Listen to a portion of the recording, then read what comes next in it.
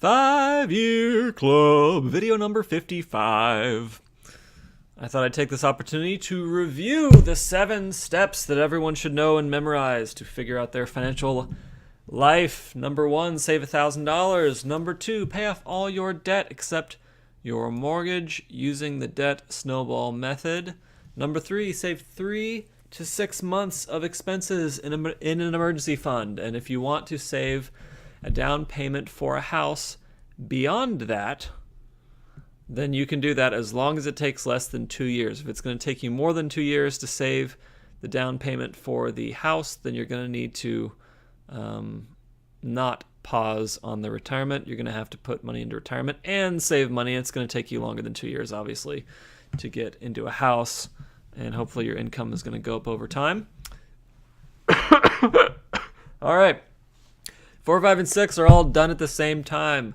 You want to invest 15% of gross income into retirement, and if you are married and your spouse does not work, you're going to need to think about both of you. And on the plus side, there are things like a spousal IRA that may help you tax shield more retirement dollars that you can contribute to for your non-working spouse, non-income earning. And then you want to invest for your kids' college in an ESA or a 529 plan. And then finally, number 6 is you want to pay off your mortgage early.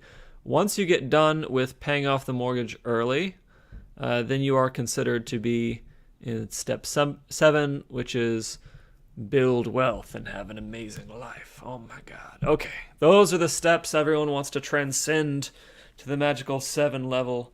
And then I guess I should come up with a video to talk more about the details of what happens when you get to 7. You get into the secret club. But not going to talk about that today. Instead, I am going to talk about some interesting math behind cutting fixed costs to help you understand why Lewis hates fixed costs so much, and this kind of little mathematical trick you can use to motivate yourself to get some low fixed costs. Okay, in previous videos, I've explained to you that to be financially independent, to retire, you need to build a nest egg that is 25 times your annual spending.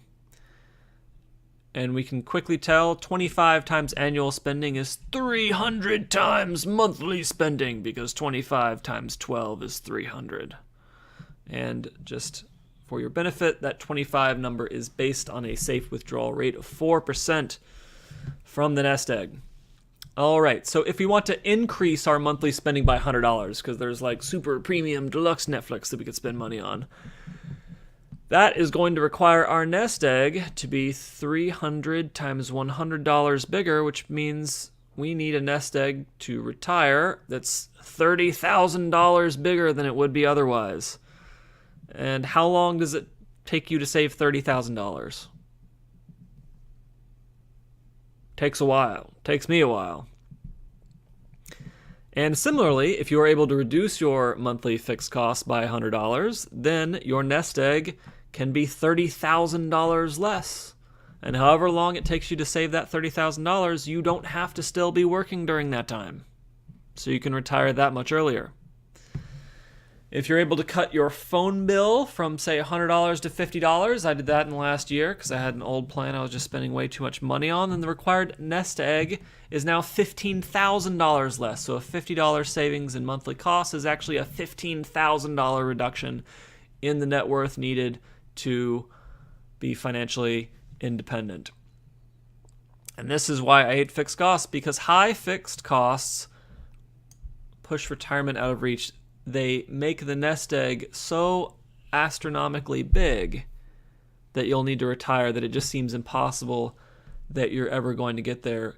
When we talk about housing, these numbers get really big. If you talk about a housing cost difference of $500, which many times in California can be the difference between like premium living condition and okay living condition, you know, just fine living condition versus luxury, whatever. Actually, maybe luxury, you bump it up to $1,000. Anyway, that $500 is $150,000 of nest egg that you need. After tax, you're going to have to save that $150,000 after tax. That's going to take a long time. That $500 extra on housing is not worth it if you value your financial independence. I have known people who saved $500 a month just by refinancing their mortgage to a lower interest rate. They started with a high interest rate. We got those historically low interest rates. They refinance. They're saving that money now every month instead of spending it, and therefore they require $150,000 less of nest egg before they are financially independent. This math that I'm talking to is why every little bit counts when you're trying to reduce fixed costs and get financially independent. Just $10 times 300, that's $3,000. So if you're able to save $10 off your internet bill, $10 off your power bill, whatever it is, you just saved yourself $3,000 in the future that you're not going to have to save and work hard for and put into a nest egg. So if you want an extra $3,000, try finding $10 a month you can cut, and you got it. And this is why cutting costs is so incredibly valuable, especially when you end up if you're in a high tax bracket. If you're in a high tax situation, it takes so much more effort because of the marginal tax rates to get that extra dollar actually coming into your pocket, because you get up to like a 50% marginal tax rate pretty fast, especially in California because we have those high state tax rates. And therefore, you have to earn now like $2 extra worth of effort to get $1 that you take home that you might be able to save. So if you're a high income earner, these savings are even more valuable because the government can't tax your savings, but they can tax your income. So if you're trying to earn your way out of this hole, it just gets harder and harder. All right, that's it for 5-Year Club video number 55. I hope you found that helpful. Any money that you save per month, multiply it times 300 and feel fabulous about yourself. Have a great night.